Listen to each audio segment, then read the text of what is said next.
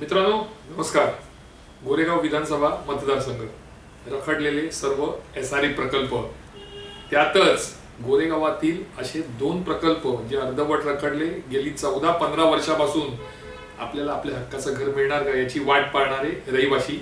एक म्हणजे सिद्धार्थनगर गृहनिर्माण अर्थात पत्राचाळ आणि दुसरी निर्लॉनची सोसायटी. आता त्यात आणखीन एक भर पडली आहे, ती म्हणजे मोतीलाल नगर पुनर्विकास. मोतीलाल नगर पूर्वी सोन्याचं अंड देणारी कोंबडी, त्यामुळे अंडी मिळायची. आता हे मी का म्हणतो तर लोकांनी काय केलं, अनेकांनी ती घरं तिथे विकल्यानंतर तिथे कमर्शियलायझेशन झालं. म्हणजे सगळीकडे व्यावसायिक गाळे उभे राहिले, खाली लोक राहायची, वरती भाड्यावर द्यायची किंवा वरचं खालचं भाड्यावर द्यायचं आणि कुठेतरी 1 BHK मध्ये जाऊन किंवा मुंबईत गोरेगाव सोडून इतरत्र कमी पैशात भाड्यावर जागा घेऊन राहायची. त्यामुळे तेथील रहिवाशांना मलिदा दर महिन्याला चांगला मिळायचा, त्यांना चांगले पैसे मिळायचे, त्यामुळे ते पण खुश होते, सुखी होते. आणि म्हणून मी म्हटलं की सोन्याची अंडी देणारी ती कोंबडी होती. कोण? मोतीलाल नगर. पण आता अंड मिळेल न मिळेल काही फरक पडत नाही, कारण आता ही सोन्याची कोंबडीच कापायला घेतलेली आहे.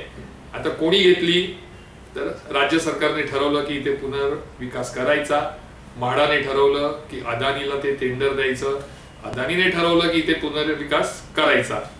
त्यामुळे जवळपास 148 एकर ही जी मोतीलाल नगर नंबर 1, मोतीलाल नगर नंबर 2, मोतीलाल नगर नंबर 3 आणि काही SREचा भाग, जवळपास 4000 कुटुंब या मोतीलाल नगर मध्ये राहतात. अदानीला हे कंत्राट गेल्यानंतर सगळ्यांना टेन्शन होतं की बाबा आपल्याला नेमकं काय मिळणार, आपल्या पदरात नेमकं काय पडणार. अदानीने उत्तर दिलं नाही, म्हाडाने उत्तर दिलं नाही, राज्य सरकारने उत्तर दिलं नाही. त्यामुळे आधीच चिंताग्रस्त असलेल्या मोतीलाल नगरच्या या रहिवाशांमध्ये आणखीन चिंतेची भर पडली आहे. ती म्हणजे अदानी ग्रुप आणि म्हाडाने काढलेला आदेश. एकंदरीत 11 मैदानं जी मोठी आहेत, अण्णाभाऊ साठे असू दे, त्रिकोणी मैदान असू दे, आझाद मैदान असू दे, जे 11 मोठी मैदान आहेत जिथे लहान मुलं खेळायला जायची. सध्याची व्यवस्था सोडून द्या, कारण तिथे गर्दुल्ले मोठ्या प्रमाणात असतात. पण एकंदरीत स्थिती बघितली तर लहान मुलांना खेळण्यासाठी, मोठ्या मुलांना क्रिकेट फुटबॉल खेळण्यासाठी, जे ज्येष्ठ नागरिक आहेत त्यांना संध्याकाळी सकाळी फिरण्यासाठी अशी ही 11 मैदानं होती. मात्र आता म्हाडाने सशर्त अदानी ग्रुपला ती हस्तांतरित केली. अदानीने सगळ्याकडे बोर्ड मारले. त्यामुळे लोकांना एक प्रकारचं टेन्शन आलंय की आपल्याला न विचार घेता मनमानीपणे आपल्यावर एक तर आधीच अदानी लादलेला आहे आणि आता त्यामध्ये अशा पद्धतीने मनमानीपणा, उद्धटपणा हा म्हाडाने सुरू केलेला आहे. जरी 11 मैदानं ताब्यात घेतली तर मग प्रश्न असा होतो की इकडच्या लहान मुलाने, ज्येष्ठ नागरिकांनी करायचं काय. कारण काही नाही म्हटलं तरी हा प्रकल्प जवळपास 36,000 कोटींचा हा प्रकल्प पूर्ण व्हायला आणि येथील खऱ्या स्थानिक रहिवाशांना, कुटुंबियांना त्यांच्या जागेचा ताबा मिळायला किमान 5 वर्ष जाणार. मग 5 वर्ष येथील लहान मुलांनी, येथील ज्येष्ठ नागरिकांनी फिरायला कुठे जायचं, खेळायला कुठे जायचं, आपला वेळ कुठे वाया घालवायचा किंवा आपला व्यतीत कुठे करायचा वेळ, हा पडलेला त्यांना सर्वात मोठा प्रश्न आहे. त्यातच अदानी आणि म्हाडा यांनी जी मनमानीपणा सुरू केलाय त्यांनी अत्यंत संतप्त झालेत इकडचे नागरिक. लोकांना विश्वासात घेतलं जात नाही. नेमकं काय अग्रीमेंट होणार, नेमक्या जागा कुठे देणार, आधी जागेच्या जागा देणार मग आपल्या जागा घेणार, काय करणार हे अद्याप अदानी म्हाडा कोणीही स्पष्ट केलेलं नाही. याच मोतीलाल नगर मध्ये जवळपास 5 ते 6 कमिटी आहेत. त्यातील काही कमिटी एकत्र आल्या आहेत, काही वेगळ्या झाल्या आहेत. काही कमिटी ऑलरेडी अदानीला मॅनेज झालेल्या आहेत.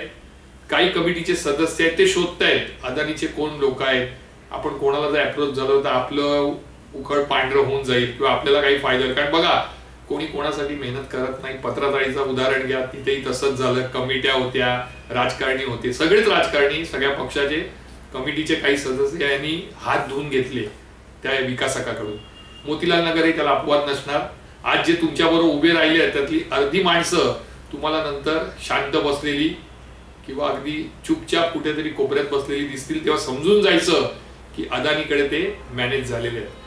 आता जर एकंदरीत मोतीलाल नगरची स्थिती पाहिली, जरी वरवर दिसत असेल की अदानी सर्व करतोय, तरी त्याच्या मागे आणखीन एक गोष्ट म्हणजे भाजपचे, जे फडणवीसांचे जवळचे 2 मोहरे आहेत जे आता गोरेगावामध्ये ऑफिस थाटून बसलेले आहेत, ते आता अदानींचं इतर काम बघणार आहे अशी माहिती माझ्याकडे आहे. त्यामुळे साहजिकच सहजासहजी अनेकांना अप्रोच होता होणार आहे, काहींना माघार घेता येणार आहे. काही जे मोठमोठ्या आंदोलनाच्या गोष्टी करतात, कोर्टाच्या गोष्टी करतात, ते माघार घेताना दिसणार आहेत. हा, हे खरं आहे की अनेक सदस्य आजही कमिटीचे आहेत की ज्यांना वाटतं की मोतीलाल नगर मधील लोकांचं भलं व्हावं, ते मात्र शेवटपर्यंत लढा देतील अशी अपेक्षा बाळगायला हरकत नाही. आता मी असं म्हटलं की मोतीलाल नगरच्या 4000 कुटुंबियांची व्यथा आणि गांधीजींच्या 3 माकडांची कथा. त्यातलं पहिलं माकड जे आहे की ऐकणार नाही, ते माकड कोण? तर ते म्हणजे राज्य सरकार. मोतीलाल नगरच्या रहिवाशांनी कितीही बोंबाबोंब केली, कितीही आंदोलनं केली, तरी राज्य सरकार आणि राजकारणी त्यांचं ऐकणार नाही. दुसरी गोष्ट, बोलणार नाही, हे दुसरं माकड. मग ते कोण? तर म्हाडाचे अधिकारी. तुम्ही किती चपला घासा म्हाडामध्ये, म्हाडाच्या अधिकाऱ्यांना किती शिव्या घाला, त्यांना किती शाप द्या, तरी ते काहीही बोलणार नाहीत. त्यांना जे काम करायचंय तेच करणार. आणि तिसरं माकड जे आहे, बघणार नाही, ते माकड म्हणजे अदानी ग्रुप. तुम्ही किती बोंबा मारा, ते तुमच्याकडे बघणार नाही. त्यांना जे करायचंय तेच करणार, कारण ऑलरेडी 2 माकडं ही त्यांना सामील झालेली आहेत. आणि ह्या 3 माकडांनी मिळून मोतीलाल नगरचा संपूर्ण कब्जा म्हणा किंवा पुनर्विकासाचे सर्व सूत्र आपल्या हातात घेतली आहेत. लोकांना काही विचारणार नाही. मला एवढं वाटतं की लोकांनी एकत्र राहणं गरजेचं आहे. कारण जर तुम्ही एकत्र राहिला, तुमची एकी दिसली, एकीचं बळ दिसलं, तरच तुम्ही या लढ्यामध्ये टिकाल. अन्यथा म्हाडाचे अधिकारी, राजकारणी, मग ते स्थानिक असू दे किंवा मोठे राजकारणी असू दे, आणि अदानी ग्रुप, हे तिघं मिळून तुम्हाला तिथे दाबून टाकतील आणि तुमच्याकडे दुसरा कोणताही पर्याय उरणार नाही. त्यामुळे आता लढाई जर लढायची असेल तर एकट्या दुकट्याने लढून चालणार नाही. मला असं वाटतं सर्वात पहिली जी लढाई आहे त्याचं जर रणशिंग फुंकायचं असेल तर या मैदानासाठी फुका. ठीक आहे, 11 मैदान आहेत, 5-6 मैदानं घ्या, पण किमान 5 मैदानं सोडा तर, की आमची लहान मुलं आहेत, खेळणारी लहान लहान मुलं म्हणा किंवा तरुण वर्ग आहे जे क्रिकेट फुटबॉल खेळतात किंवा संध्याकाळी फेरी मारणारे, फेरफटका मारणारे ज्येष्ठ नागरिक आहेत, त्यांच्यासाठी किमान 11 पैकी 5 मैदानासाठी सोडा. यासाठी पहिला लढा हा नागरिकांनी देणं आवश्यक आहे. जर हा पहिला लढा तुम्ही दिला आणि जिंकला तर हे समजा की पुढची लढाई तुम्हाला काहीशी सोपी जाईल. मात्र जर तुम्ही लढा दिला नाही आणि फक्त हातावर हात घालून जर बसून राहिलात तर निश्चितपणे अदानी, म्हाडा आणि राजकारणी हे या मोतीलाल नगर नंबर 1, 2, 3 आणि SRA मधील जवळपास 4000 कुटुंबियांवर हावी झालेले दिसतील. तुर्त एवढंच. मी अमित जोशी पुन्हा एकदा रविवारी नवा विषय घेऊन तुमच्या समोर तुमची रजा घेतो. जय हिंद, जय महाराष्ट्र.